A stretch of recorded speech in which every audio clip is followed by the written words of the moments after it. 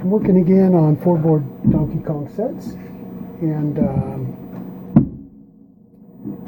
this set has been fixed, but I put a different video board in, and this video board is missing sprites. And so I've looked through the schematics quite a bit, and I was going crazy. I checked all the input signals and output signals. I couldn't figure out why I wasn't getting sprite data. Okay. We have these two counters, one here at 4D and one at 5D. And these 161s, I've got my inputs. This looks good. Here's my inputs. I should be getting outputs on pin 11. I've got nothing. 12, nothing. 13, 14, nothing. 15, nothing on the carry.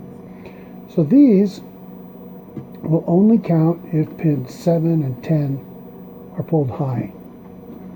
And if I check pin 7, it's high. Pin 10 is pulled high. So this was making me crazy, because this one, but this pulse doesn't look all that great.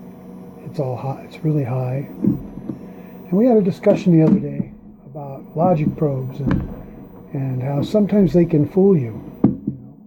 And so I pulled out my RIGOL scope and check on this signal, and I'll actually show you here.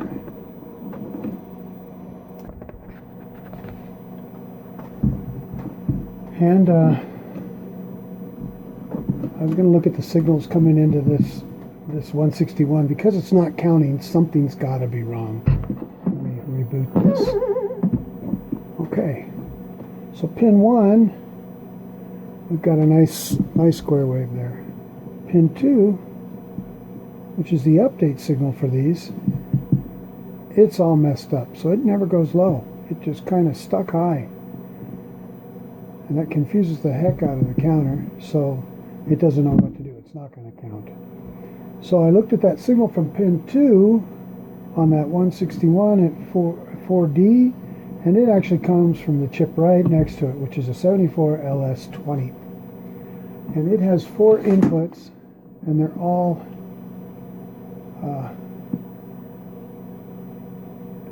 added together, and then the inverse is popped out of the pin 6. So the inputs are on pin, let's see, pin 1. No, I take it back. Pin, where is it? Here we go. Pin 1, we've got a high. Pin 2, we've got a square wave. Next is pin 4. That's got a nice broad range of activity. And then pin 5. Pin 5 does too. It's high and low. And then the output is on pin 6, which is just garbage stuck high. So I'm going to replace this 74 LS20.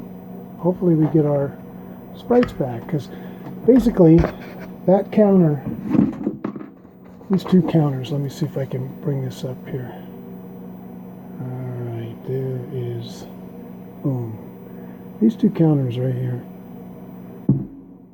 This signal right on pin 2 is the update signal. Without that up, they'll just never count. So,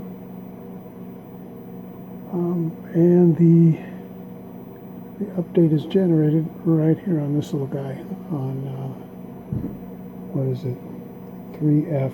Alright.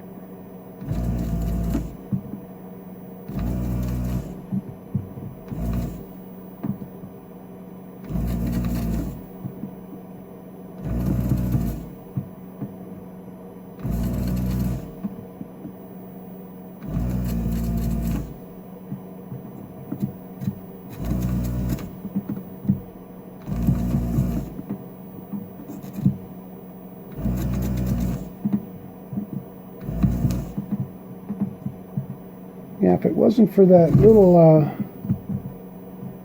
discussion we had on that last video with Arcade Nut about oscilloscopes and logic probes, I would have probably never even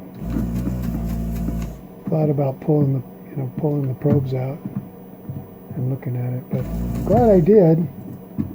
It looks pretty clear that the output is just stuck.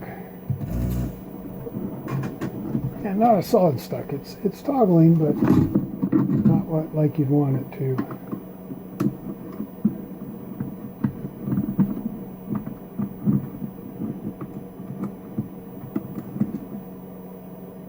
Alright. Well, let's pull out the handy dandy chip tester. We'll see if it can even ID the chip. It's crazy, all of the bad chips that I've had lately, it just doesn't, yeah, there it is, not found. Okay. So I've got another an LS, I think this is an LS20. Yeah, there's an LS20.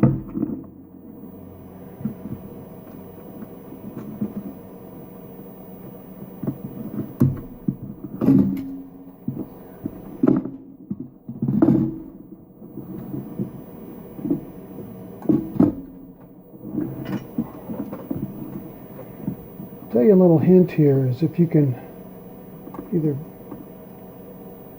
just tack one corner of each corner and go back and make sure that the chip is seated all the way and in the right orientation. And then if it's not, you can heat up the legs and push it in where it needs to go, just the two corners. That's the power and ground rails on the chip. And then you can go by and just solder the rest.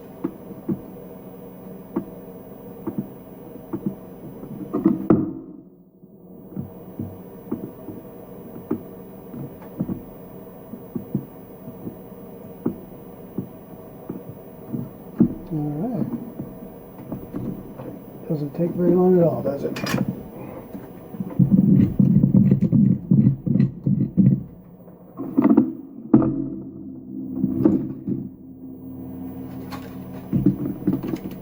Oops.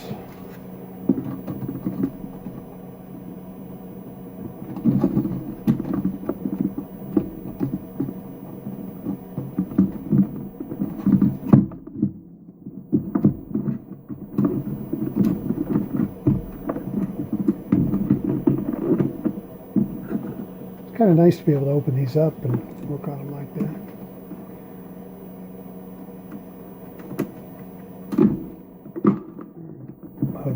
Put the power back on here and reconnect the ground and get our probe out.